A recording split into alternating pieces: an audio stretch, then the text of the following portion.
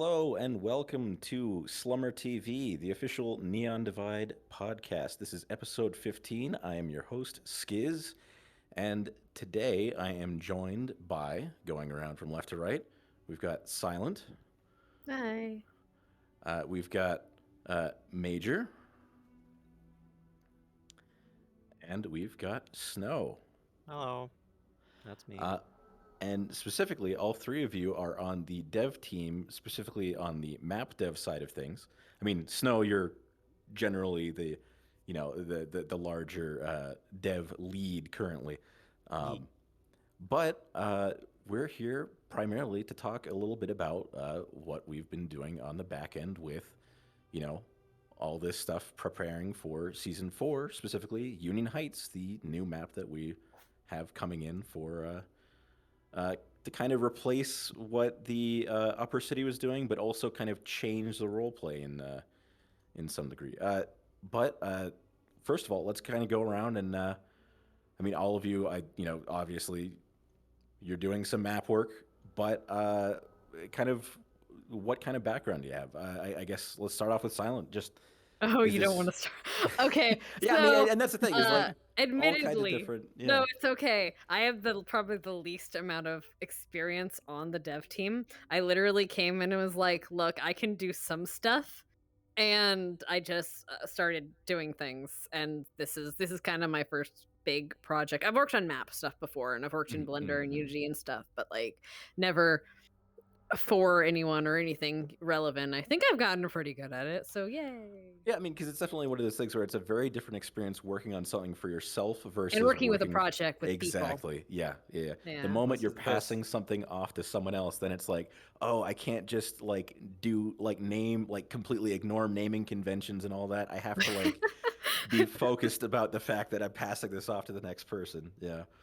Although admittedly we're all kind of most of us are pretty like good about the naming conventions. I think we all have the similar like kind of mindset of like organization and stuff. Yeah. And then so Major. Hello. I joined Dev Team maybe like about less than half a year ago, and I make I got like maybe a couple years experience in Blender and maybe like less than that in Unity. But I've wanted to learn, and I've done some models before, like an edit of a All the sweepo sweepos. Yeah. called a lifto. Yeah. I make stuff like Yep. this. Yeah. Aw. And I've made various edits of them. Yeah, I mean, and also more recently, like, outside of VRChat, I mean, you and I specifically have been doing Lethal Company modding as well. I mean, that's kind of the nice thing is that even just this stuff is kind of a great introduction to getting to learn about, like, even if you're coming in brand new, it can be a great gateway to learn, more stuff and, actually get more access to, just that game design mentality, etc. Exactly, yes. Yeah. I've definitely learned a bunch from the dev team so far, and Mhm. I'm in other staff teams. We make games. I've Yeah. made I think a race that I Yeah, know of. yeah, I've all mostly the done most of the work Game on. team stuff. Yeah. Yeah. Other than that, I'm not.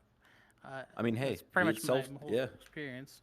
nothing wrong with being self-taught. It takes a lot Yeah. of drive to actually learn it. And then, of course, Snow, our dev team lead. Yo. Yeah, I've been making games for quite a lot of years now. I started as a programmer, I've moved to design for the past 3 years or so. And yeah, I kind of just saw that someone needed to take dev lead position, and I was just kind of slid in there, and I've been trying to use what I have learned from professional games dev to try and just inject some of those bits into our workflow to make everyone's lives a bit easier and ultimately take all of the raw creative passion of everybody and try and like focus it all as best I can into making sure we get things done as efficiently as possible. Yeah. I mean, and then also I've been helping out a little bit, not anywhere near as much as these three, but and also just for the record, there's also this is not the only people working on the maps. We've also got Expoler has been doing a lot. We've got we've got concept artists like we've had Luca, we have Cat or Shadowstar working on concept art for us. Um, it's a lot of intermingling parts that kind of work together to make all this work together. Yeah, no one's getting paid, so we just kind Yeah, of yeah, we take all of the time that everyone has free to spend on this, and people just do little bits here and there, and it's all coming together. So yeah, yeah, I'm very pleased with how things are going. yeah. I'll say one of the big reasons we've been keeping on track is because that guy's been keeping us on track with meetings and stuff Yeah. and just updates and being like, hey, where are we with here and stuff, and no pressure, and just keeping us on track for what directions we're going if we have questions or anything. Yeah, I will say because like I'm on a bunch of different teams, and Snow's meetings are some of the most smoothly operating. It is like It's just so refreshing. yeah, we're in and out of some of those meetings in 5 minutes. It's brilliant. It's wonderful. Dude, Well, I I have tried. work meetings that are less smooth than his Yeah, stuff. exactly. It's Yeah, great. It's great. There's nothing that, especially at work, there's nothing that's, or indeed in RP, there's nothing that frustrates me more than a meeting that, like, not only could have been an email, but could have just not happened at all. yeah, exactly.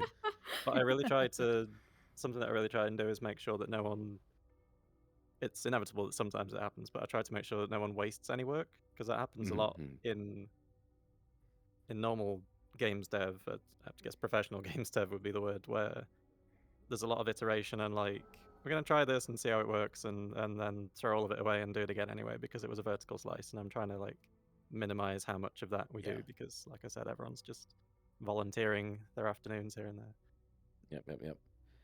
including meetings. Yes, including the meetings. So I guess to start off with, but like we have some sneak peeks of Union Heights, obviously, but just kind of talking about some of the dev process.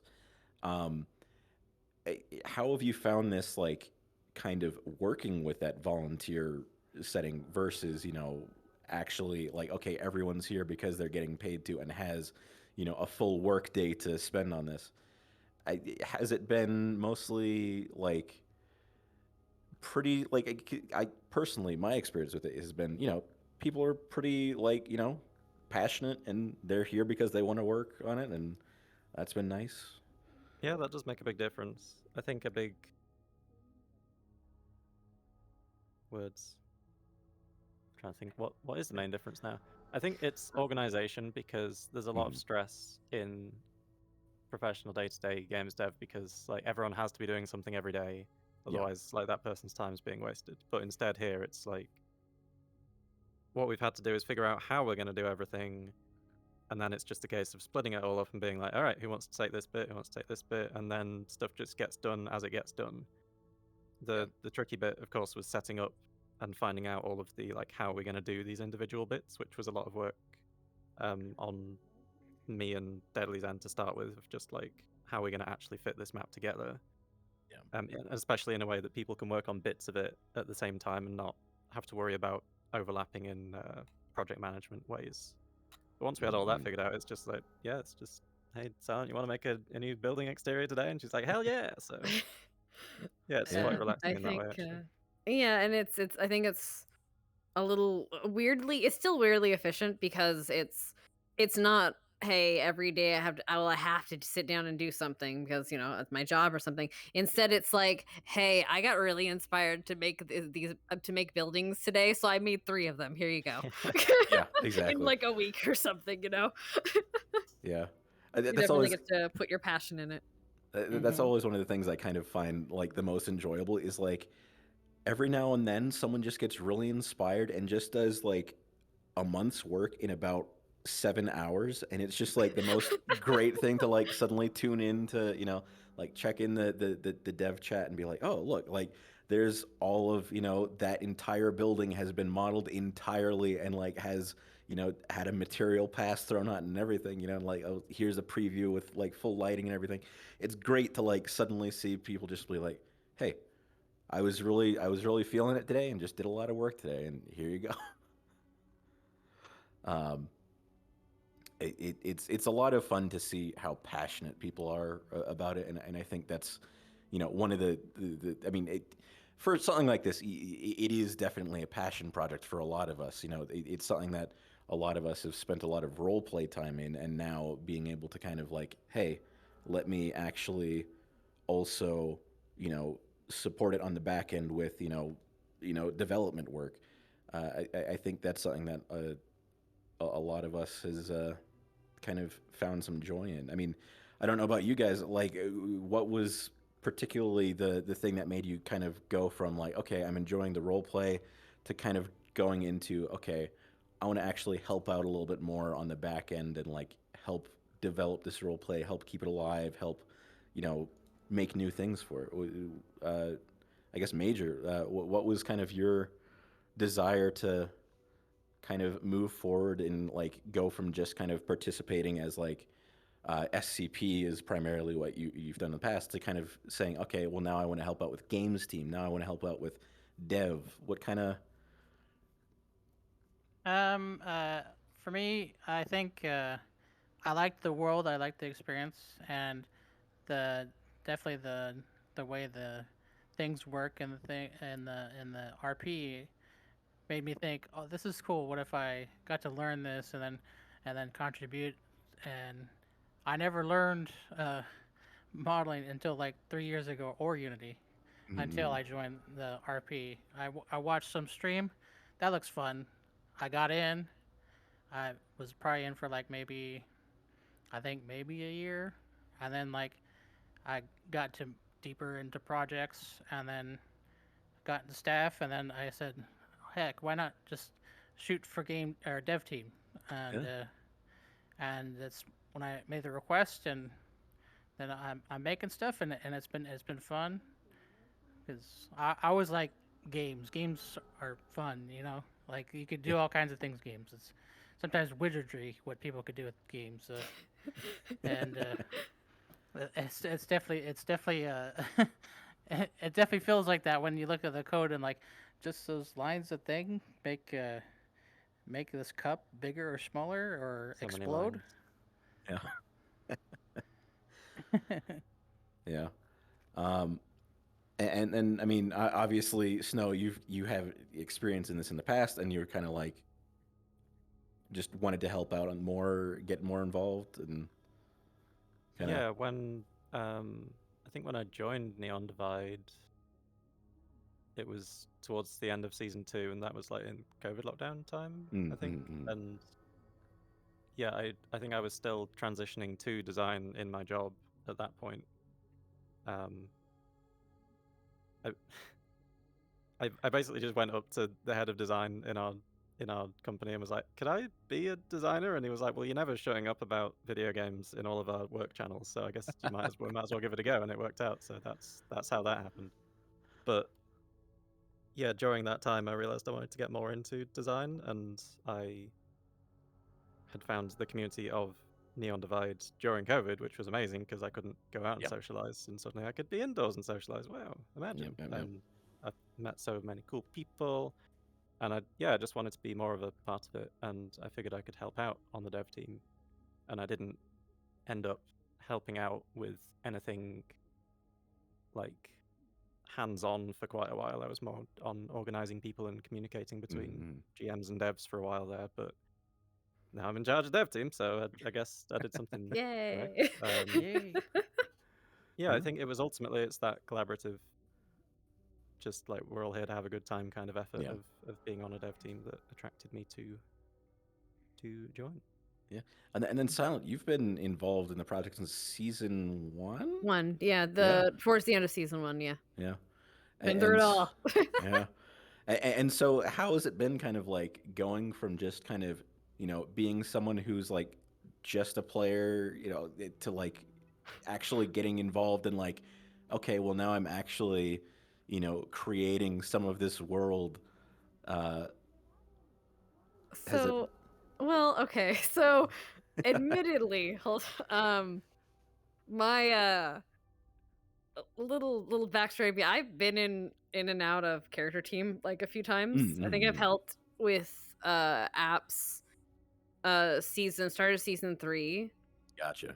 and season 2, I think. I'm not sure I remember season 2, but I remember I've been in character team and helped out and then done stuff. But with the dev side of things, it was very much like, well, it was kind of selfish reasons, admittedly. One, I'm an impatient son of a gun, and I was like, if the quicker we have maps figured out, Yep. the sooner I get to RP with my friends again. So I need to learn map stuff, which is usually my impatience is usually what makes me do things. Yeah. And also Entirely fair. it's something I've been always interested in learning, my modeling and stuff and doing 3D models from scratch. I'm very much a person that's like, I want to be able to, like, if I see a problem, I want to be able to fix it myself if I can. And modeling has kind of been an avenue for that, of like, hey, I want to do a cool world thing. Now I know how to do that. So Yeah. yeah, Yeah. it's totally purely selfish reasons. I want to have fun with my friends. entirely understandable. And I think that is like, being able to like say, hey, this project will get started sooner up again, if you help out. I think that is kind of a thing that does kind of help drive people to work on the maps, is like that feeling of like, hey, the sooner this is done, the sooner we could get back to role playing. Yeah. But obviously not saying we're all rushing and making, cutting corners. Again, Of course not, yeah. I think this has been for myself, this has been a great experience of just like people passionate about a thing, putting in work and putting it in a way that actually feels like, okay, we're making progress. This is a lot of work, yes, but we're making progress. We're doing it in a way that we're happy with. We're doing it in a way that feels like we're not, just cutting corners. We're not, making too many,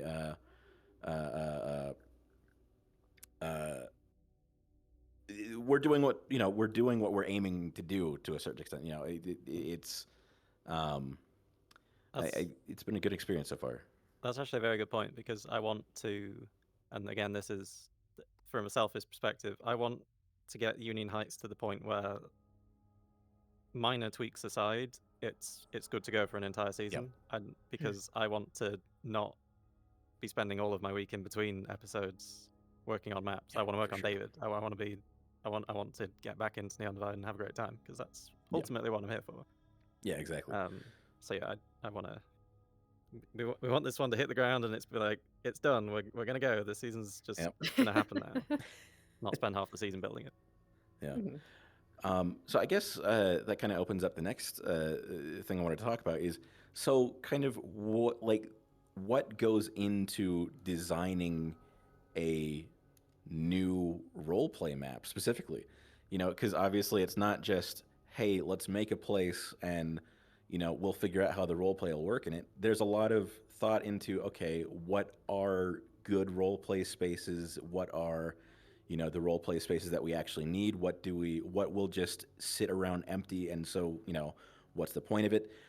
There's a lot more than just make a place. There's a lot of design and kind of role play thought to go into it.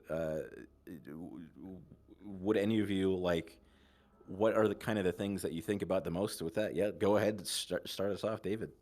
So, sorry, not Dave. My name's Snow. David's evil. Don't Snow. David. Yeah, you just said Snow. So, David's not making them out. Don't worry. Yeah. So God.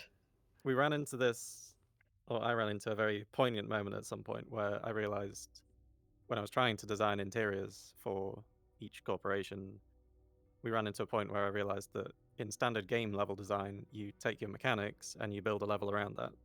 Mm-hmm. And then I realized, hang on a minute, we're making RP and these aren't combat spaces. So what are our mechanics? And this led down a whole train of thought, just chatting with some of the GMs. And we realized that any given space in a role play puts you in a certain frame of mind, and that influences how you feel. When you go into a certain role play space, you're like, okay, this is I'm in the room for this happening, and the Yep. best example of those in the upper city were the meeting rooms, because it's this big freaking room with the glowy table and all the chairs, and you're like, right, we're gonna have a serious meeting here. Yep. We're probably still gonna mess around, but it's important roleplay changing things might happen during this conversation. And so the place where you are, informs the roleplay. So one of the key things we've tried to do in each corporation or in each building in general is not to have duplicates of feelings. Yeah. So each corporation might have the public area where people can come in and buy things and just be like, how you doing?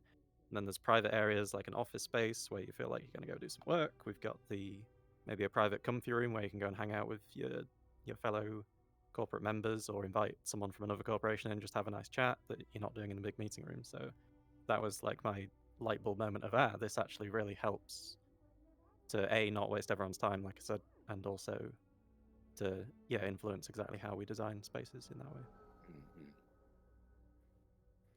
Yeah, I mean, have either of you like had any kind of similar like, oh, okay, this is like a thing that you do differently from making just a regular map to making an RP map? Has there been anything like that? Like that? Because you said you've worked on maps before. Is that more just for personal hangout worlds in VRChat, or what kind of stuff has that been?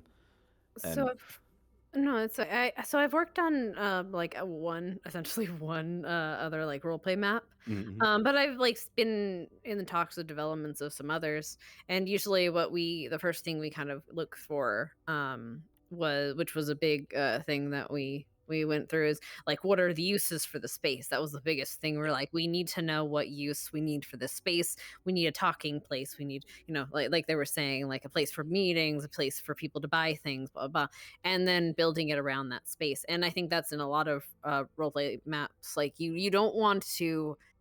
The worst thing you want is to make a big open space that no one's going to know what to do with.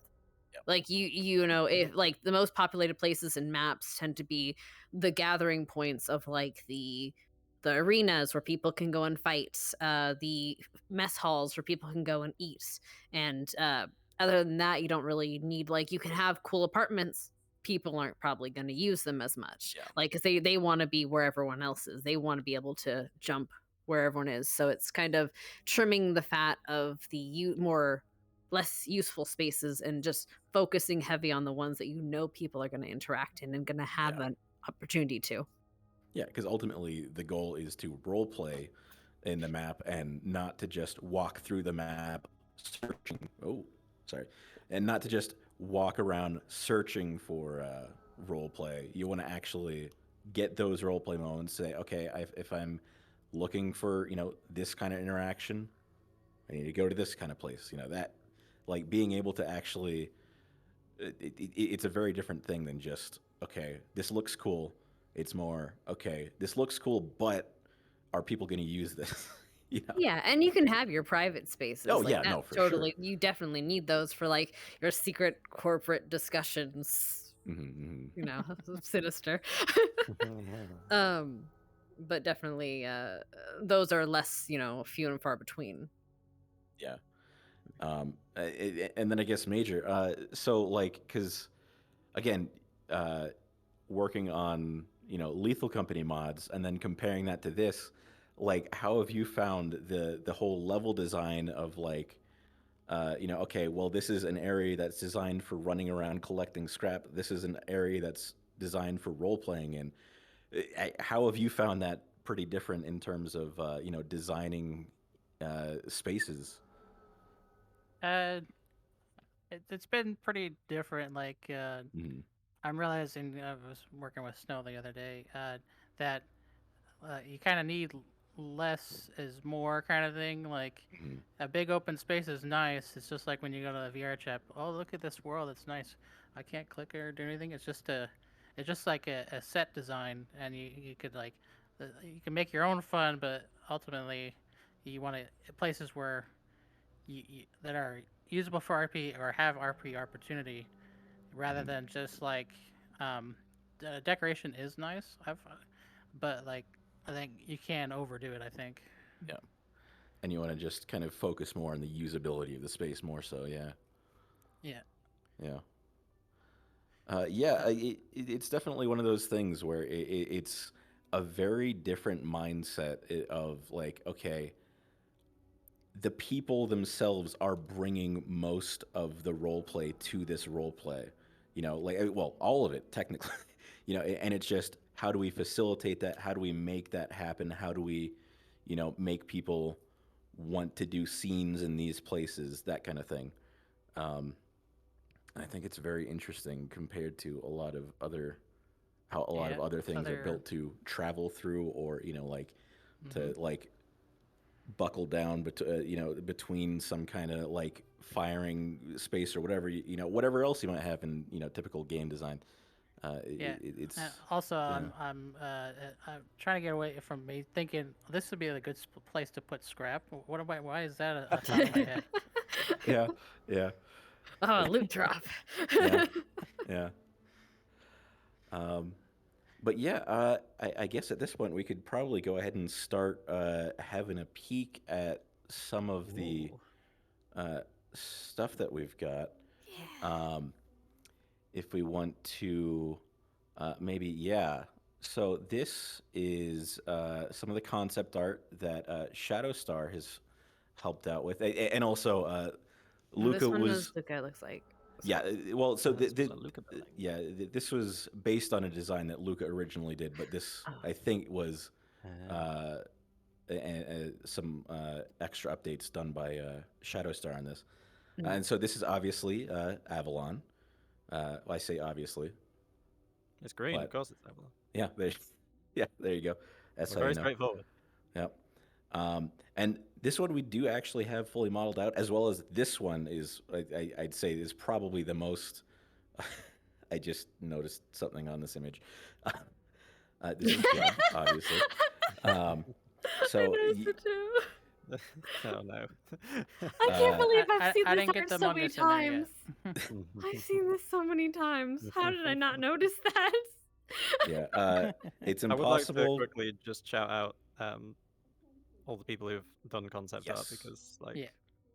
It's we been were kind so of floundering of helpful. like, let's start modeling things, and then we were like, wait, no, that's not how that works. And then a couple of people yeah, we're just like, hey, I we can love actually do them. art, and we've been making buildings based upon that art for several months now, so mega thumbs up to them for actually getting us started, because we were spinning the wheels a Because little bit. it's one thing to like kind of flounder around and try and model something. It's a completely different experience when someone who is like who knows what they're doing draws you something and then can say, "Hey, here you go. Model this, please." Like Yeah. this is a design that was thought about before we even started modeling on it, and that just helps so much more God, uh, yes. for getting things done. Um, and then I think we've got one more Oh, Shamitsu. piece of concept art for Shimetsu. Yeah. Mhm. Yeah.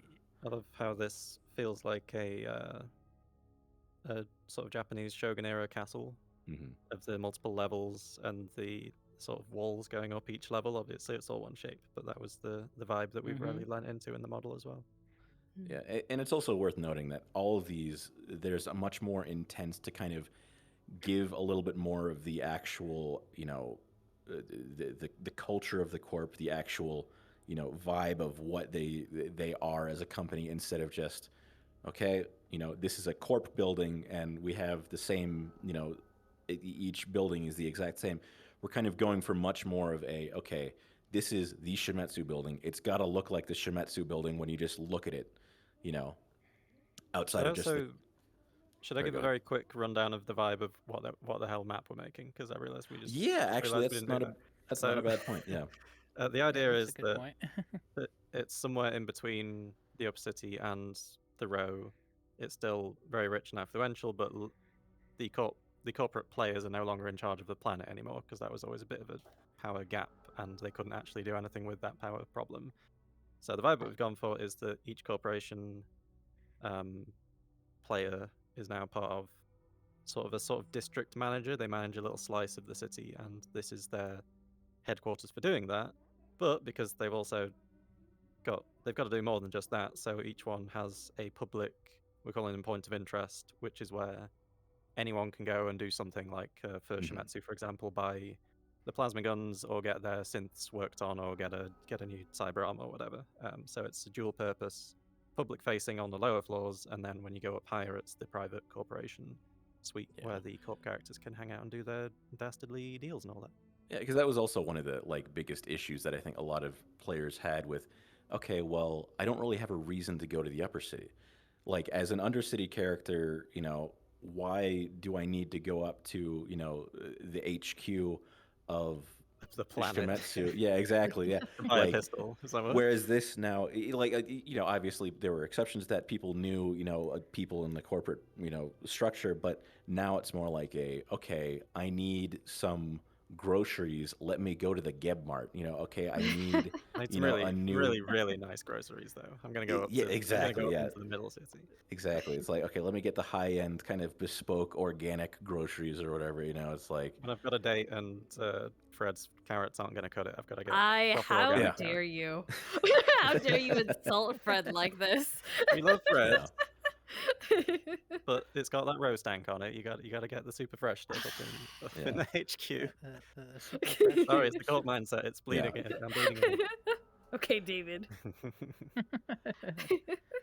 But yeah, because the point of, okay, let's give these all a reason for pretty much anyone to actually need to go there instead of just okay, this is just a place of business. The fact of like, okay, the Avalon place, well, obviously that's a whole hospital, and then obviously you've got your offices in there as well, but now we actually have a little bit more of a dedicated role play space for that medical RP instead of just oh, okay, we've got this little side lab area that people can go into, and most people don't even know where it is because it's they confuse it for the lab or something. Having that actual dedicated role play space where it's like, okay, now we can have that, I want to go, buy a new gun, straight from Valkyrie. Let me go up to their showroom. Let me go into their shooting range or whatever. That being able to do that instead of just, okay, well, I'm at this place of business. It's just office rooms. Being able to actually have that reason to go there for other maps, and also there'll be less of that heavy security. No one can get in here except for Upper City, which we had previously. Now it's going to be a lot more open where there might be some security checks or something, but you can still go there without having to be a corporate elite. I think all that is going to be a lot is going to foster a lot more role play and people from other maps coming in instead of just being the map that unfortunately a lot of people would say, okay, I've done my meetings, now let's go to the row. I've done my meetings, let's go. That was a thing that kind of unfortunately happened pretty often. Business, corpo talk. Yeah, exactly. And now being able to kind of have a reason for other people to need to come up here for things other than just business will be huge for kind of making it feel a lot more alive than we've had issues with in the past. But So yeah, the Masara building for a second there. yeah. Well, I mean, let's pull up because I mean, yes, we've got concept art, which again, big thanks to both Luca and Shadowstar for helping out with all the concept art. But Very great. now we've got a lot of this stuff is modeled now. Yeah, this was actually the one that I concepted in 3D using cubes Oh, yeah. we didn't really have a Yeah. concept for it, and I kind of just Googled. So on a depressing note, I Googled Gothic cyberpunk, and all that came up was like AI generated images, and I was like, oh, someone out there's Yeah, that's probably kind of made a a Gothic hard thing these cyberpunk days. piece of art. Yeah. Yeah. But I did get Yeah. enough of the vibe that I was like, okay, we've got some aesthetic rules, like it needs to have spiky tops but not too spiky, lots of vertical lines, and it came out looking kind of spooky but also cyberpunk. And then Silent modeled it, and it looks great.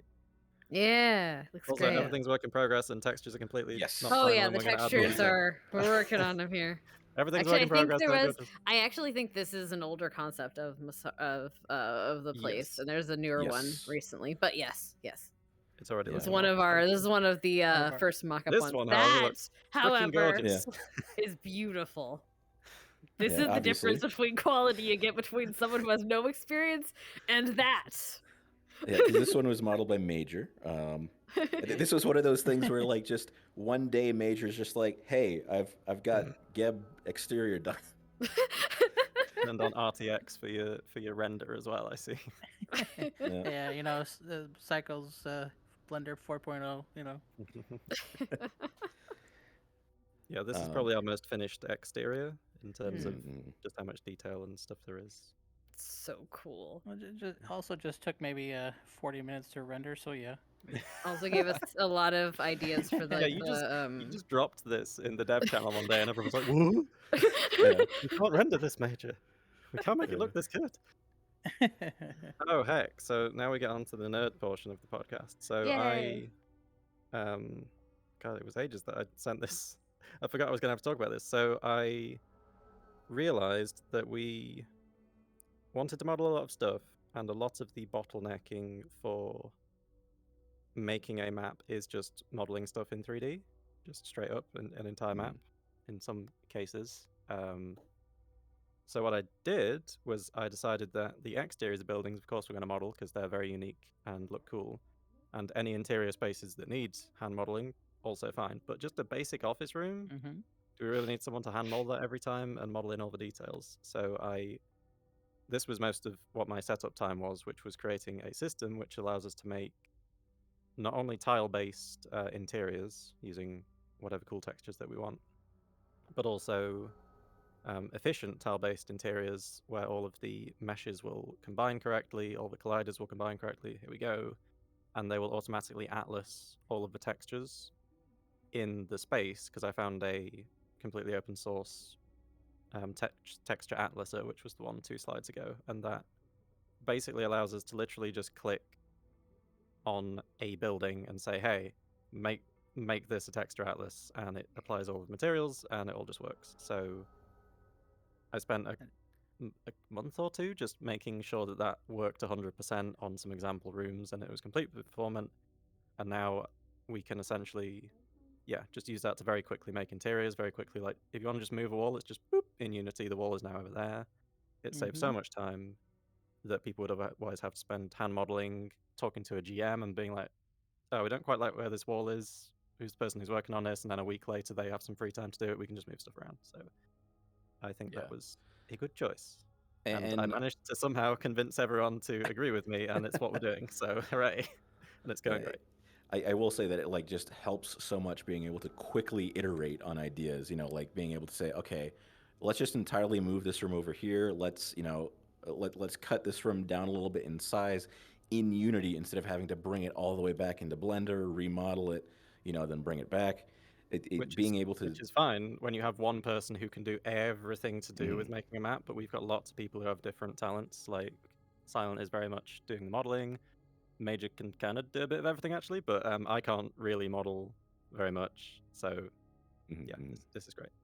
I am horrible at interior design, so they've been doing most of the interiors. Apparently, I'm okay at interior design. I've made some really wanky corporate It looks art, pretty so cool. I mean, I'm we'll pleased. see, won't we? Some of them are Yeah, great. we The will. images we have are I think you did a great. pretty good job. Thank you.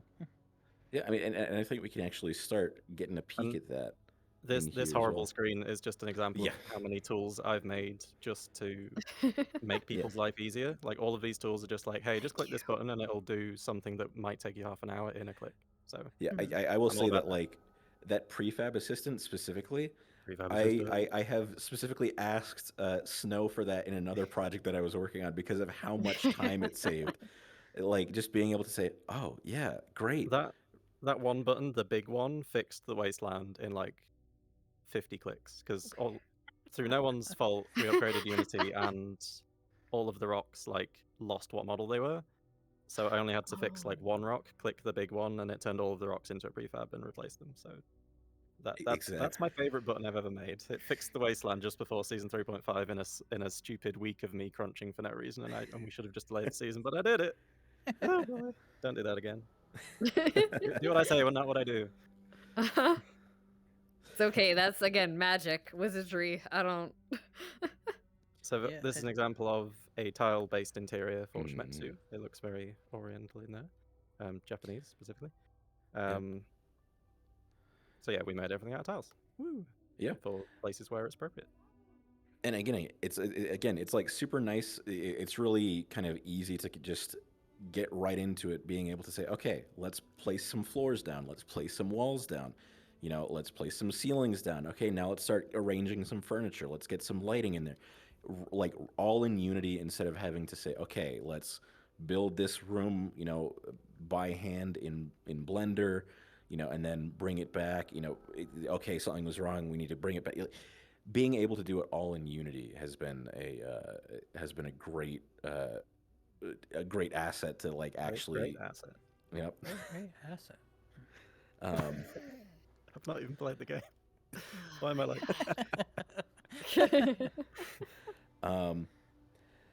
But yeah, because so like Major, you've recently been. I mean, and we can kind of keep cycling through some of these as we go through some of these Shimetsu interior yeah. stuff. And because Major, so yeah, this corporate rock. yeah, the big rock on the wall in here. Those dangly things came to me in a fever dream, and they actually animate. They very, very slowly rotate and just catch the light. So while you're in a meeting, those will be in the background. Yeah. And Also worth noting, because you can kind of see it in the back here, is like they're in map now. They're not. In the past, we've been trapped to, okay, you go up an elevator, you go into a different skybox that's somewhere, literally just a box somewhere off, shoved away from the rest of the world so that you can't see it. Now we can actually have a window that actually looks out to where it actually looks out. And I think that's one of the things that's going to be the coolest in, being able to design for that and having, okay, like, let me go out to the window and look out over the city, and I can actually see people running around down there in the square or whatever, Yeah. Yeah. And for people concerned with performance, as you would rightly be, the reason for that is that we kind of found a new way of essentially hiding parts of the map that you can't see from these windows, and not even in terms of occlusion, just like whenever you're in this meeting room, for example, everything that doesn't have a window on it will just be like hard disabled in Unity, so that performance isn't an issue, because you can see stuff that you can see, but not the other half of the map. And that, yeah, it's a little bit of extra work, but it's worth it to be able to feel like you're in the map, not in a box. Yeah, and I mean, so Major, like I was gonna say, like you've been working a lot with, like kind of, I know even last night you were poking around at like making some of these interiors, building up with the tiles. Have you found that to be easier, harder than working on the stuff for Blender? Or, I mean, I know you're kind of you know a little bit of both, so it's. It definitely feels easier because like you could just add or remove so quickly, and then like when you get it how you want, you can just prefab it, and then like and if you don't like the way the tile looks for the location, you could just swap the texture or make it a whole new atlas textured like Snow did for that set of building, and then it definitely makes the work, I think, faster, and having to just be able to swap things in and out is a lot faster than having to remodel, re-UV, re-export, and if it exports incorrectly, export again, and stuff like that. It's better if it's all in the one system, and then you just make the individual components that you could use. Yeah, no, 100% for sure. Quick thing on this image is one of the things that's kind of one of the rooms that's getting added into all the corporate buildings is a server room, with the intention somewhat of, hey, there are going to be people who want to kind of go in and, be doing some sneaky things. Obviously, mission map is still going to be a thing. We're still going to use this map that we've already got. But, sometimes you need to, sneak in and steal some information. So, I don't know. Some mild Or if you're on corporate a espionage. Yeah, if you're in if you're in a meeting with someone and you manage to slip away for 2 minutes, you could go and fiddle with the servers. You Yeah, don't have to break them exactly, when you go. exactly. Excellent. Yeah. Write that down. So this is the petals falling from that tree are actually animated. I'll be showing a video later. But this is like the close to final Shimetsu lobby with display cases of weapons and stuff, and it's pretty chill in there. Shimetsu was like our sort of vertical slice of can we just get one interior looking pretty final. Everything is still technically subject to change, but this one I'm pretty darn pleased with at this point. We might change a couple of textures here and there, but that's the vibe. Yeah, It's got those I will fancy say the Japanese windows. lightings you did, Snow, for these look amazing with just the emission and like Thank you. area and different lighting you put in. It definitely brings out the vibe of the building. I found out in like and making other maps and game dev, lighting is like almost like it like changes the mood like entirely. Speaking of Completely. changing the mood. Yeah, speaking of changing the I mood love with this lighting, yeah. one. Mazaru. Mazaru is very purple. It's not all this purple, I promise. This is the Just mostly purple. yeah. I decided to make the most ostentatious meeting room I possibly could, so I made it like 4 ceilings high. This one's all of Masaru is still quite WIP. Like I modeled those terribly normaled pillars at the top there, but the vibe is tall. I called this, what was it, the Dimitrescu of meeting. Oh room. yeah. Very Yeah, tall yeah. and gothic Yeah. with those. And yeah, Masaru's front-facing place is going to be a library with my also terribly hand-modeled bookcases that need a touch-up from someone cool. So workflow for interiors is someone works on them. If you need an asset that isn't there, you either kind of write it down, or if you can barely model like me, you just model something that's like, yeah, it does the job. And then in theory, I can just make a big list of like, I need the columns and the bookcases and the books themselves to be touched up with by someone who can actually model, and I can just hand them off as like a pack of like, make these good in the same dimensions to someone talented at modeling, and they'll just update in the same place because Yeah, and prefabs then are cool and I like them. And I can render it in 40K Ah. RTX mode. I want to make Comes these back with bookshelves 2 now. million polygons. And this is the office space, which was the direction from the GMs was make this just as depressing and soulless as you can. But I did add plants. And Slightly less just out bad. of curiosity, what's that rune up in the front? I think you already know the That's answer, Skiz. pressure? That is the pressure rune. Yeah. Oh, okay. I thought that was the most Pressure, appropriate okay. for a depressing workroom. Pressure. Yeah. Do your job. You say like 20,000 polygons, but the building I rendered is barely like between 5 and 2,000. Yeah. So many references. And this is the Gothic server room, which was, as soon as I thought Masaru and I thought Gothic Castle, I thought, oh my goodness, this means I get to make a Gothic server room, which is, for some reason, that just tickles my brain very, very nicely. So here it is. You also made Oh. those cool lighting chandeliers, which are great, and we're going to did. use them in other places because it's great. They just Yeah. came to me in a fever dream. I was like, what if I made a chandelier out of weird curved rectangles? And It's like the ultimate in like, corporate art deco, like just those weird, like, let's just throw some shapes together, put them on a wall, put them on a ceiling, that's art, baby. That's corporate art. And I think that's the metal room in the background. Yeah. All the Masaru people yeah. use Not art. rune-shaped USB drives. I also just modeled some, I just Googled literally like rich wall light art and and I was just like, you know what, you can just make shapes and stick them together and put neon on the back and the lighting engine that, it was Oblivious actually who set up the lighting pipeline for season 3.5. And She's a lighting queen. she just set it all up and we use essentially a very small handful of materials now and hit bake and it just looks gorgeous. So thanks, Oblivious. Yeah, and also worth noting because like those reflections on like the servers and like on the display cases in the Shimetsu building, that's all like in map. Like we actually have the reflections look so nice. I made a tool for that as well. You can essentially just select a room click a button and it makes a reflection probe right in the middle of that room and assigns all of the objects to only use that reflection probe. So it looks really nice. Yeah. I see. Tools. So many tools. Yes, so many I tools. love my tools. Yeah, but it's been like the amount of, because that's only like a snippet of what's actually there. Obviously, that's like some of the most finished stuff that we want to actually show off at this point. But we're hard at work. We've got a lot of like Expoler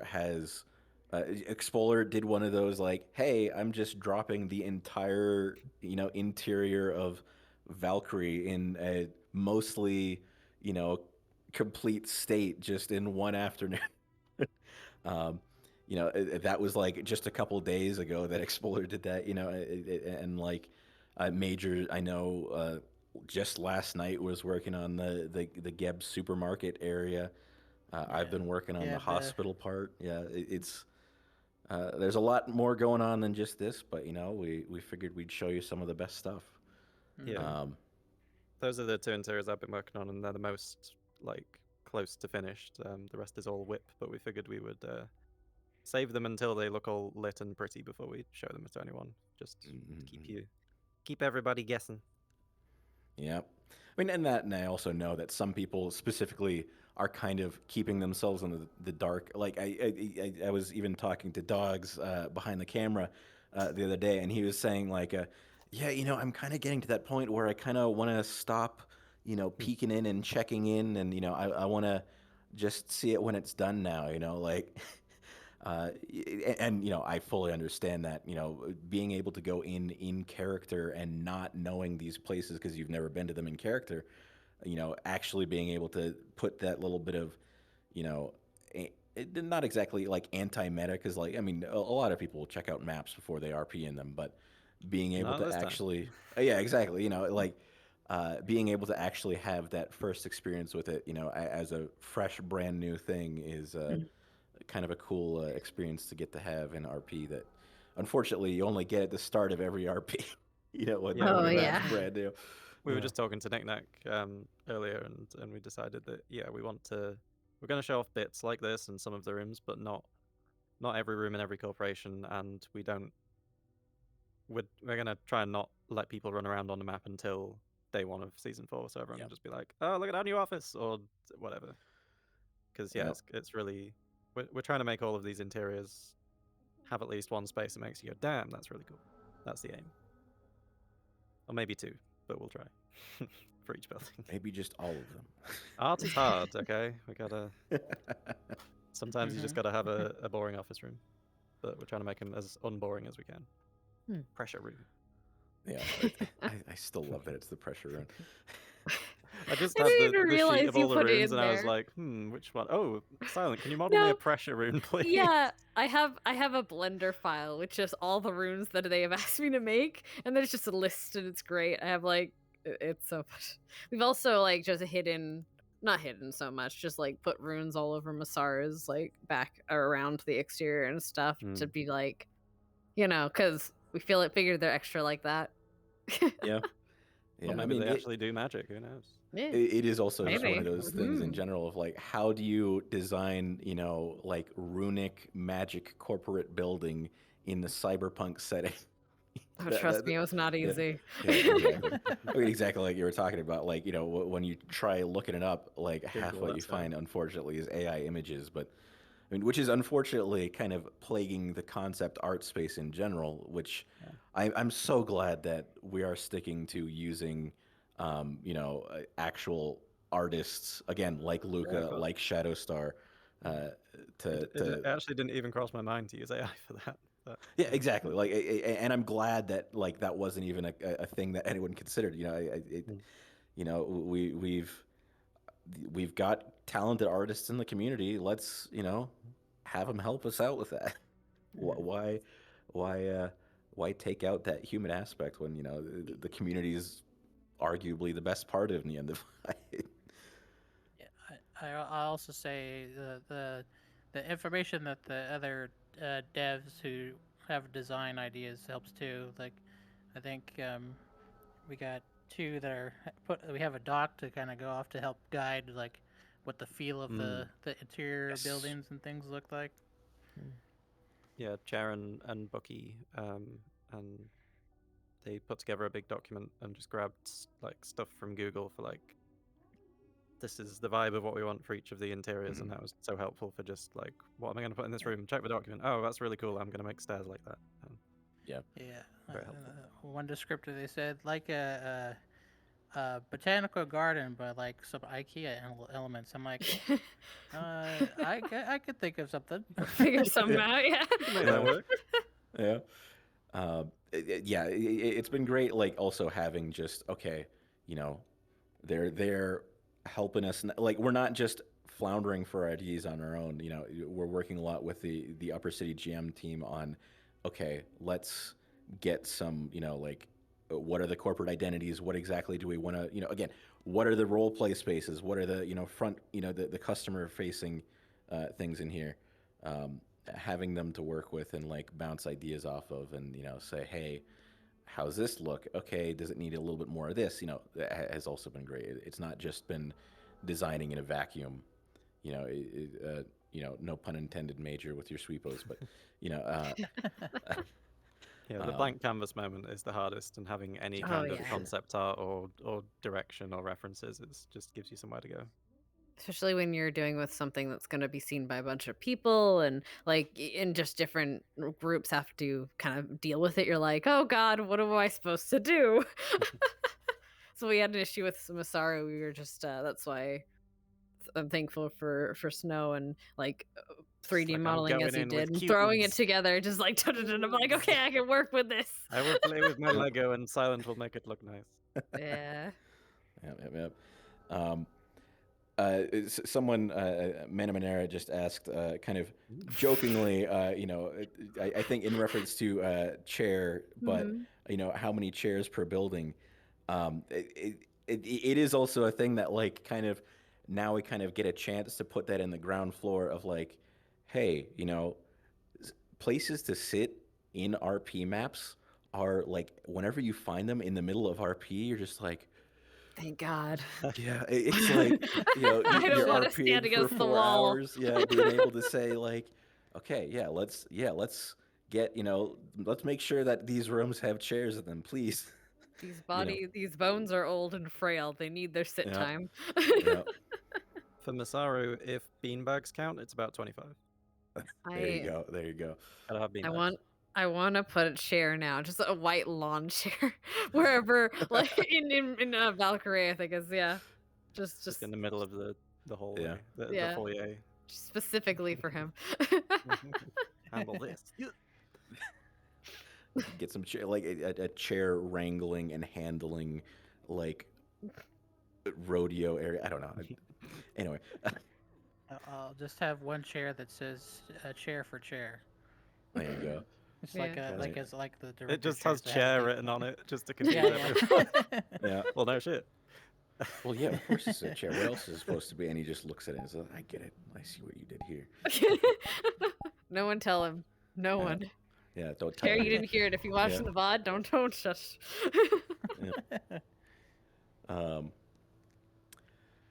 But yeah, it's been a lot of fun. I guess moving forward, obviously, what are some of the things that you're looking forward to? To being able to get to in Union Heights. Like, what are the things that you're planning next to work on? Well, I'm trying to finish up the Masaru interior because the only unknown we have left is like how exactly are we gonna make the roads and everything that isn't a building look really nice. So like street lamps and stuff, and that's probably not gonna be that hard, but that's the only like unknown that I have left in my brain on the map. And as soon as that's done, I'll just be like, yes, now everything is just content. Yeah. And I'm looking forward to just getting to the point where it's just like, how can we just make this prettier until it's done? Because everything's a little bit grey box outside of the major corporation buildings right now. Yeah, definitely the streets and things would be awesome if they look pretty and not just walkways. Yeah, we Yeah. figured the cult buildings were the most important thing, so we'd get them nailed first. And For we're sure, for getting there. sure. Yeah. Has there been any part that you've had the most fun with working on that, What's your favorite building? What's your or favorite child most that looking you've modeled? forward to, or My favorite baby. No, I have a few of them. You first. No, wait, Geb is your baby. It's just so pretty. I had fun time making Gem. I probably like deleted it and remade it like maybe 10 times before I got it where I wanted.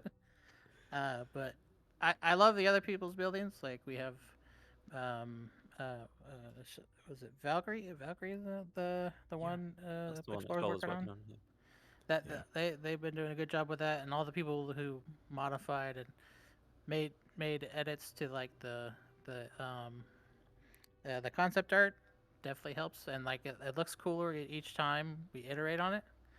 I think it's fun to see something you made. You could like walk in, or if there's no collider, you just fall through. But you know, But being able to walk in and see it in VR, yeah, is yeah. super cool. I think that's one of my favorite parts of just map making for VR in general. Is it's one thing to make a world or make a map and then play a game inside of it. It's another to then go into it and be like, oh hey, yeah, look at this table, yeah, there's a table, like I'm sitting on a couch, like the fact that you can like just make whatever you want and then just walk around inside of it in VR is such a cool experience. I mean, it's what got me into, map making for VR. I mean, I've done a little bit of map making in the past, but then like when VR and VRChat, like once I started getting into that, I was like, oh, okay, this is actually like a completely different beast being able to, like you just make your own home world because you're like, oh yeah, like I just want to make exactly what I want, make a tiny little thing for myself to load into, being able to be inside of it is such a cool experience that you don't really get that immediate reaction. Like I guess the closest thing would be is like if you're a contractor or an architect or something, being able to design something out on paper and then walk into it like a year and a half later when it's built versus here you make it on the computer and then you can go in and explore it within a matter of 5 minutes. I did go into the Masaru interior with the GMs for the first time, like 2 weeks ago, and very quickly realized that some of the fences that I'd made, because we have fences now in the corporate building, so you don't fall to your death all the time. Yeah, railings. Were Railings, like specifically were only for it- only for Union Heights. The row still fucked. but they were all at Guys, neck. sorry, They were all Fuck at the like row. neck height, so I was like, oh, those need to be smaller. That's not how Oh, space yeah. works. Yeah. But I think Masaru is my favorite interior that I've worked on because I was dreading it because all the other ones are just cool corporations who do sciencey techie stuff, and then Mhm. Masaru were like, we do magic. So I was like, how do I do Those that? darn And then, magic users. but as soon as the Yeah. words Gothic server room entered my head, I was like, okay, I'm in, and now I'm having a great time. This Yeah. is great. Yeah, no, absolutely, for sure. I mean, it's. I'm looking forward to all the stories that get to take place in these as well. Like, because it's one thing where, like, we keep running into little things where we're like, at someone makes something and then we're like, oh, like, think of the stories that you could have here where this happens or that happens. At one point, like, Major and I were just, like, jokingly talking about, like, okay, let's just have a whole staircase that you have like this is a hugely tall building, but imagine actually having a staircase. I think we're sticking with the elevators, but like that idea of like, okay, but imagine if you like told someone, oh sorry, elevator's not working today, you have to take the stairs, like little RP bits, just like you start picking up on little things. It's kind of fun, just not knowing how this is gonna become someone's favorite room later on down the line. That's true. It's kind of a wild thing, like, sorry, go ahead. No, yeah, I think that definitely is like, because I mean, we see like funny little like in the row we still have where you can get up into the hamburger, and that's like a little Easter egg that not a lot of people know how to get up there, and it's from day one. It's from like a character that I don't think even, or maybe they exist, but they exist like I don't know if they exist anymore. But regardless, it was a setup and an inside joke from season one. And like it's still a little thing people love to enjoy, and they're like, "Oh yeah, you can go up to the burger," and they're like, "What?" And it's completely useless in RP, but it's just something fun on the map to that exists, right? It's something that exists, like the sewer system and the under the row. It has its uses and stuff, but like it just having like I love sewers. Okay, I love like places with sewer systems. I'm a rat. Um, and Yeah. just having these like weird things and being able to be like, oh, I see, like, and be like, I could do that. I could add a sewer system. It's a lot of work, but I could do that. Which is a Be lot the of sewer fun. system you want to see. Yeah. Yeah, essentially. Yeah, and that that's one of the nice things is like, yes, we've got some existing plans and everything, and a lot of stuff gets designed out in beforehand, but also during the actual process of making these things, sometimes people will just say, "Hey, idea, pressure rune on the wall," like. There are little things like that that just come up, people's own personalities and like ideas will, kind of uh, just figure out great ideas during the process as well. Um, We had a similar situation. We were looking for an entryway to Shimetsu, and Snow was pointing out, well, what about those like the Torii gates? Essentially, can you make a version of those? And I'm like, oh, well, I can try. And lo and behold, we get them out, and they look great on it. And just like those little things that aren't necessarily, well, they're a bit of the concept art, but like they're you're not sure how they look. It's a really look. Modeling and doing all this has taught me very much what every artist has to learn is you have to trust the process. And sometimes you just got to do a bunch of stuff, go whole hog onto it, and see if it looks good at the end, and then be like, oh, that worked out, or oh, that just good scrap, go to the trash. Go to the next one. Throwing art at the wall and seeing what sticks. Yeah, essentially. Yeah. I realize like making the building, and I'm like, I don't know if it's important or not for like synth characters to like recharge their energy or not. And I don't remember any of that. There's like no electrical ports anymore. Yeah, it was one of those things where at one point I was like, okay, should I be adding light switches and like Oh yeah. and power sockets and like fire extinguisher, like We don't need light switches. Yeah, exactly. Automatic. It's fine. Exactly. It's clap on. I just want to put like a night light on as a goof. A little Oh, plug-in sweet thing. home night light. Yeah. Detect player clapping. Oh, don't do that, Snow. You're gonna start thinking about it and actually do it. Oh, y'all know with people breaking their hands. Oh yeah, you can't clap with controllers. I mean, Yeah, I don't you know can. how. I don't know how people clap with controllers. Sorry, this is completely off topic. But without You just breaking their smash the shit. plastic If together. you got an Why? index, you can No! Clap. Don't With slap the your thing. plastic and break it. I can confirm. I now have this like the GM panel is stuck on my right. Okay, there we go. Yes, I don't know. Yeah.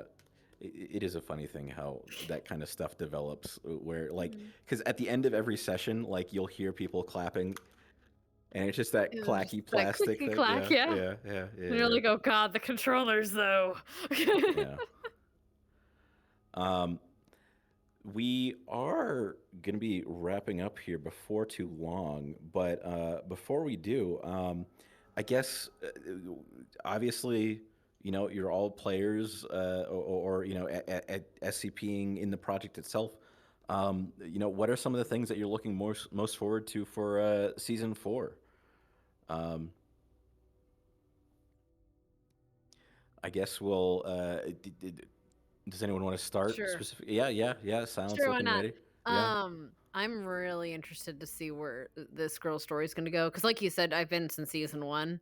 And she's kind of seen a lot of, she's seen zombie invasions, sentient puppets and magic and who's the what's it. And I really want to see where her story kind of ends up. Not like she's ending or anything, but I want to see like the continuation of her story and where that's gonna go. And I know I've got some cool friends and stuff joining up, and it's gonna be I think that's mainly. I'm really interested to see where the stories kind of go. And I know that's generic, Yeah. but But it's fair. yeah, but like a in the grand scheme of things, and how maybe like some of their storylines wrap up, some of them don't, decisions made and stuff. I'm a big story nerd, and I will talk your ear off about that stuff, but that's mostly what I'm interested in. I mean, it makes sense to, like, Mm. again, you've been in since season one, and I'm sure that where your character is now compared to where they, started. And I mean, admittedly, you've been on the podcast before, and, you're probably in a completely different spot now than you were even then. She's still fucked. But that's um, good, right? You want your character to be a little bit in trouble, because otherwise they're not interesting. yeah. She's just a little bit more now. And a different kind, I'm sure. Yeah. Yeah. Mm. Uh, and then so I mean, Major, you've been primarily doing SCP and game team, a lot more on the back end than as an active player. What are you kind of looking forward to most in season 4? Are you planning to apply for a character, or? I typically like the SCP because I could kind of be whatever is needed, or be like whatever side thing if there's not much going on. Yeah. I could just be my sweepos, just like cleaning up dirt, and then I break down, and they're like, "Oh no!" It is But funny how attached to Sweepos people get. but They're so I am cute. looking forward to more with not only this map but with the other maps, like more cool SCP things to do, and like more opportunities to like do things. So either I could be like a server maintenance guy at Masaru, and I'm wondering why it's all the servers are written in Ruin language, and they're like, this wasn't in the manual. It's just Yeah. like as a impromptu thing. Yeah, I But will say some of the SCP bits are. I mean, and obviously not every SCP is just bits. We've got some longer running things, but I will say, having done some of that SCP stuff myself, I do sometimes miss being able to just have like a character that's okay. This character is here, primarily to exist for this one little thing, and then I retire them, come back with something else. That being able to come yeah, in yeah. for a little 10-minute scene, do your thing, get out. It's a lot of fun to play with. Yeah, Yeah. and then I'm looking forward to the new systems, and like I'm not so good with combat, but like I want to be better at it, even though it's it's its own thing. But it's fun to do, and like kind of getting a squad of like other SCPs, like, hey, let's go perform well, and like make it look entertaining. Yeah. And then I know you also similarly started with SCP way back in season 2, but now obviously David, Avalon kind of evil guy. Yeah, the CEO of life. Yeah. Yeah, I distinctly remember starting David as like, I'll just do this character, and he'll probably die because he's a combat medic and he's gonna go on all the missions, and then I'll make a real character afterwards. And that was halfway through season 2, and now I'm here as lead dev, so that didn't work out. But yeah, David's a lot of fun because he's like lawful evil, and he thinks he's really saving the world by oppressing people, kind of character. And so season 4, thanks to the Upper City GMs, he's gonna hate robots this season. Yay! So Yay. I've got a new marginalized population to oppress. So that'll be Very good. fun. Very good. Question Uh, mark? and also, like, so I mean, do you know in advance? Are you going to be like, what kind of role is David going to have in Union Heights in the role play now, because I mean you are David was a character that was, you know, kind of top of, you know, the field in Avalon specifically. Yeah, David kind of ended up running Avalon purely because there were no better candidates, but kind of got good at it. But now, like all of the other characters who are moving to Union Heights, he'll be a little bit more like, go and manage this bit, and you'll still have a boss to answer to, which we didn't really before, except when the GMs did a call from off planet, like, what are you doing down there? That planet's horrible. So yeah, it's going to be a lot of fun. Essentially, I don't have any huge plans other than maybe oppress some robots in a gentle and fun way, hopefully. Other than just see what the GMs come up with and react to that, and see what my cool fellow Avalon characters do, and what hijinks we can get up to, and which corporation will hate this season, because there's always one. There's always one corporation where always everyone's gotta like, be that another. corporation have done it again. Can't wait to every cause you episode. problems. It's usually Alec, but sometimes That's no. Yeah, I know. That's why I'm gonna have to. I'm gonna come up. Never mind. I feel you're like kind we're of gonna Alec's interact a lot. Is what I'm manager saying. sometimes, it feels like. Yeah, I think that's actually the one thing you just brought up in passing there is probably the thing I'm looking forward to the most in season 4 is the fact that, you know, there is going to be more interaction. Like the fact that this entire section of the map that has in the past kind of, or section of the world that in the past has kind of been a little bit more secluded, a little bit more private, a little bit more like, oh, you went up to the upper city? Like, how on earth did you get up to the, you know, the fact that it'll be more open, the fact that there will be people going in there, out of there, you know, and actually getting to, you know, I think it'll feel like more of a part of the role play and not this kind of, you know, literally, you know, a high tower that's inaccessible to most people.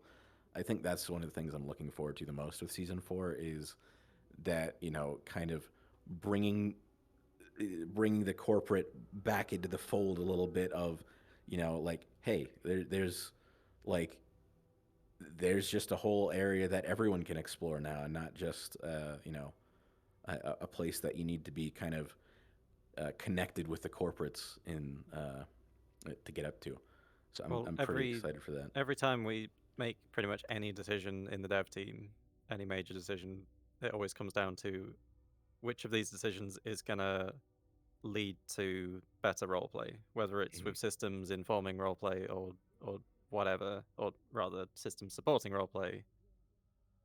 If there's ever a decision and one of them's like, is this going to lead to more people just being in situations that they can vibe off? That's the way that we go. That's the whole point of Union Heights, really, is to get everyone just bumping into each other and being like, wow, you're in a supermarket today, you want to buy some carrots? Whatever. Your stinking carrots, gross. I'm really into carrots. Silly Geb carrots. Carrots on the brain. I have some in my fridge. I should have some carrots later. Have a nice carrot salad to wrap up the podcast. Brain food. There you go. Carrot salad with some Geb Cube garnish. Look, I'm just saying, I'm sure all of the dev team have like something they munch on, or like some music they're blasting when they're working on stuff. I know I do. I just have classical music blasting in the background. I have grapes in my other hand, just like, oh, very sophisticated. Grapes, you're Roman. You're just like, you've got your slave boy in the background on a harp. And you're like, grapes, please. I'm modeling. just shove them in my mouth. I'm adding greebles to Shimetsu. Play me some classical music. It is funny because like that is kind of a weird thing, like that kind of ritual for working of like, okay, listening to one specific kind of music. Like I was talking just previously to Snow about like how when I'm playing games for too long, I need to change the music. But whenever I'm working, I will only listen to one specific 4-minute song on repeat for hours. Oh no, I get that mode. Now. I get that so much. I get that too. It's just a thing, you know. Great. You have to reveal the song. Oh, so it's from the Zero Escape series, from Zero Time Dilemma. The oh my god. The song is called Annihilation. it's from like one of the biolab areas that it's an escape room game. So a It, nice it, calm song then. it's like it's a very tense uh like but like very. I could listen to this while thinking hard for a while. You know, Yeah, it's one of those that just repeat and yeah, just like that they exactly. just give you something in the background to be like, I'm hacking the Yeah. internet here. Yeah, it's weird how like I didn't realize that like I don't like listening to the same music in games, but if I'm working, I gotta listen to just that one song. Fair But enough. yeah, I don't know. Everyone has their own habits for work, and I will say it's been nice working in a group like this where it never feels like anyone's getting in anyone's way. Everyone feels like it's pretty natural to work with each other. Again, like there's not really been any moments where we're like, okay, hold on, what you're doing right there is going to make it harder for me. It's just a lot of everyone's been real cool to work with. It's been nice.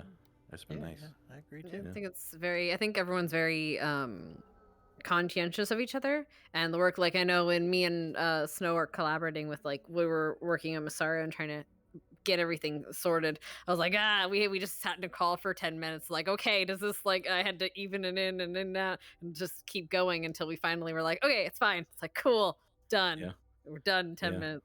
Yeah, yeah, sometimes you just exactly. gotta hop on a call because text is just like, what are you trying to tell me with these silly little scratches I on the internet? Just get on Yeah, we've Discord. learned we've learned how each other think to the point where he'll just send me like images and be like, okay, we need to have a call at some point, but this is the feeling I'm Here's doing. the I'm like, vibe. okay, got it.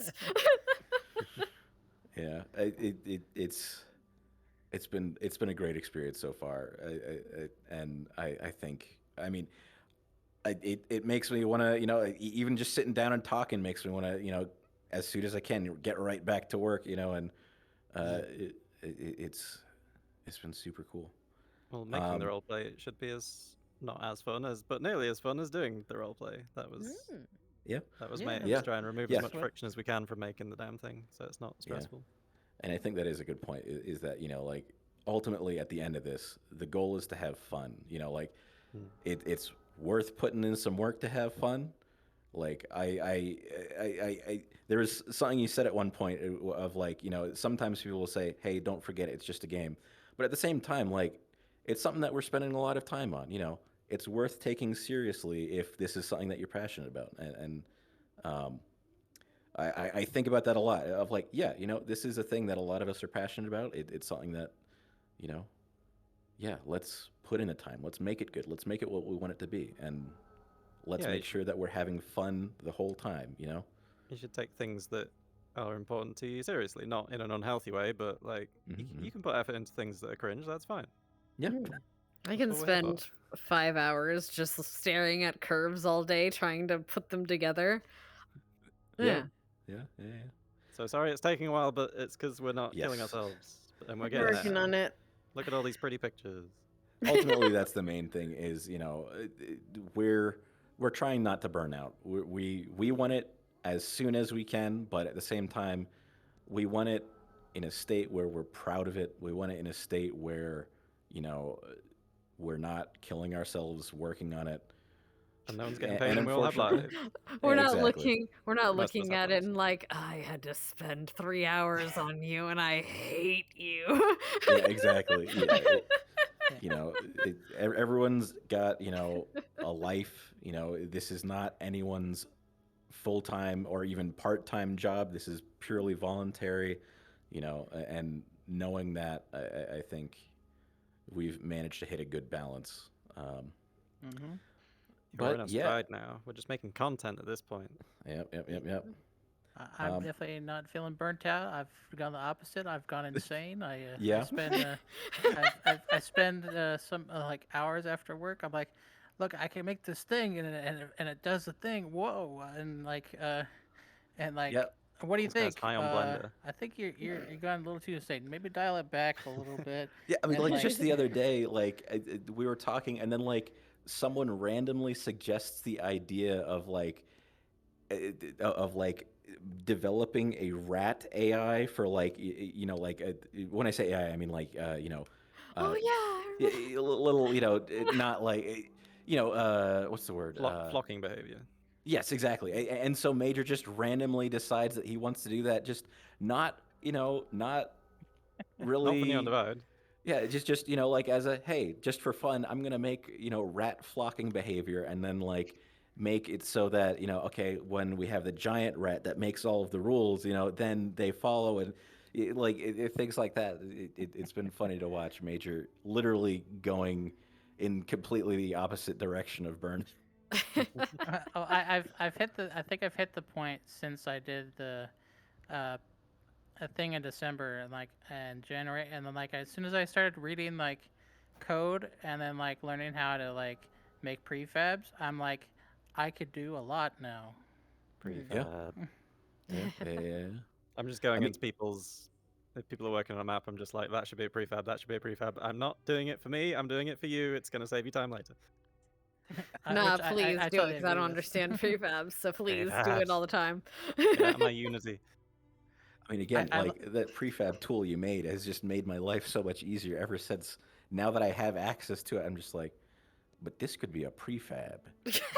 You know, But I'll what be if it working was on a something. But prefab? what if this was a prefab? It- I totally get the reason why the symbols are boxes. It's basically like you're putting it into a cardboard box and then you're Yeah. putting it's sealed. It's a sealed deal together, and you can pack or unpack it. And like it makes sense why they used in Unity like the box like a cardboard box symbol. for the It's very prefabs, Schrodinger. yeah. And I But think. yeah, unfortunately, we are getting at the end here now. Is there anything anyone wants to, any last shout outs that you want to give or anything? All any dev people that we've not mentioned. There will be another dev podcast. Yes, there will be another dev later. podcast because obviously this was focused primarily on map making and a lot of Union Heights stuff. That is not the only site of dev. Deadly, Oblivious, Sizzle, they've all been working hard on. Cotton.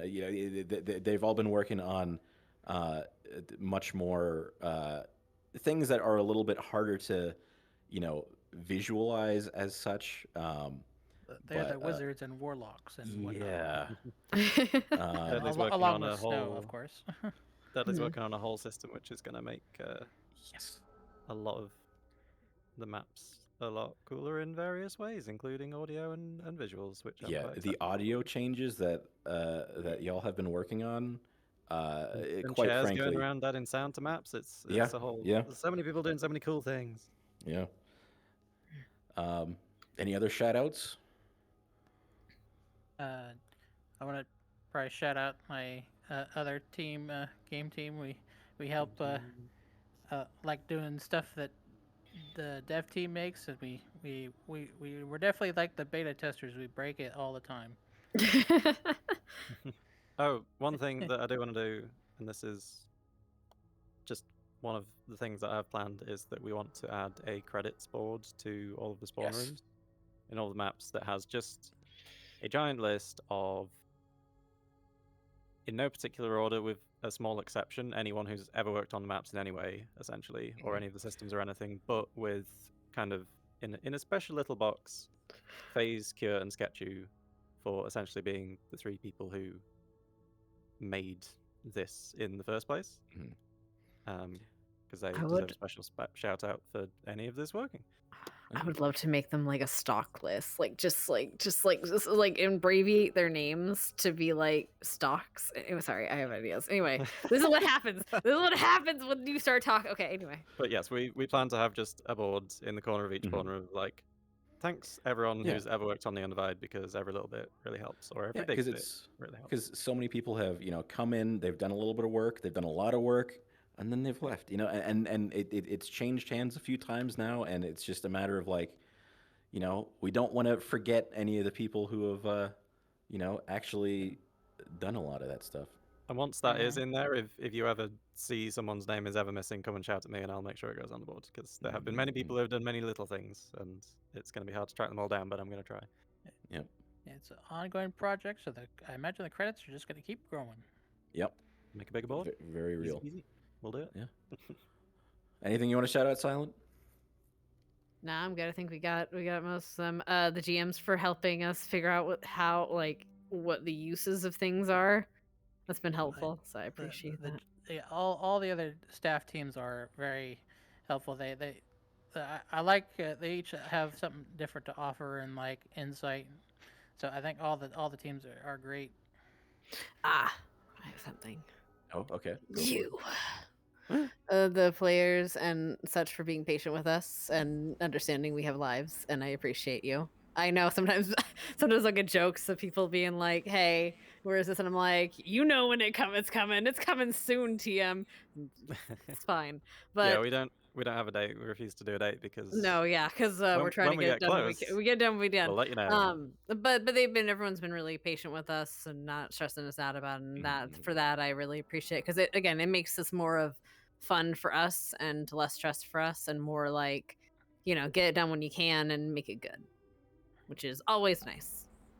Talking about all the fans that watch the show, the roleplay actually, they can actually still support us with the Patreon. You can That go is to correct. patreon.com/neondivide and help contribute to and help add to at least help us get assets and stuff like that to Yep. make the maps very pretty. I mean, we just Thank you, recently God. got some extra assets to to work some more on Shimetsu. I think just literally the other day. Yeah, and that's using that Sinti's money. Japanese looking pack, so we can Yeah. just the Zen Garden. Spoilers. Yeah. I'm working on it. No, we've got a lot of assets for it now. It's gonna be. Wait, easy. what? We've got Japanese assets. There's a Yeah. pack Oh, for we're that. There's using always that. a Sinti pack for that. So Yeah. yeah, Patreon money basically goes straight into Sinti packs that make our lives a lot easier. 100%. But yeah, with that, again, thank you for tuning in, or thank you for watching the VOD on YouTube, or however you've consumed this. Yeah, Do we wanna play the little video. There's a little, shout out Oh to yeah, Facebook. actually, video ready. can we play that little video? I may have made this like 2 hours ago. So Yeah, we got I have a another little video. Hold on. sneak peek video. Oh. I did some long screenshots. Also known Oh, as this is my first time videos. seeing this. Is cool. I think it was The Witness did long screenshots. They just did like vibe fly throughs of certain areas, and I was like, you know what, I also am a game developer. I can do what Jonathan This Blow does. looks so cool. They spin. They do. They're not spinning there, but I promise they do. This is just me flying through the editor. It's not in play mode. Oh, Gravity. I think it's no, it's pressure. Never mind. No, it Also, is imagine gravity. there being poignant music behind this. I That just is did it pressure. one time. Hmm. That's pressure. Pressure. I made these. I should know. That's the mana ruin overlooking the meeting, because pure magic. magic or something. something. yeah, I something definitely want to make magic more wall stuff. decorations, like for market, like the Mm. food icons or something for like the walls. Gothic. I guess it'd just be a different color Oh, GIFs that's so and say cool. something. Oh, you can see the reflections. Like Yeah, the you moving. Oh wait, can. you can shoot. That's why we had to have a moving camera so you can see the moving reflection. Yeah. Ah, that's so cool. But yeah, again, thank you for tuning in. We will be having another one of these before too long. We'll let you know. But thank you, and Thank you, have a good everyone. rest of your night. We're gonna be rating Spork of Love today. Ah, that's Hey. they Get 'em, played get 'em. Jigal down in the wasteland. Give them all the loves. Get them. Get them. Get them. Go say hello, Have a good day, everyone. and yeah, take care, and thank you for joining us.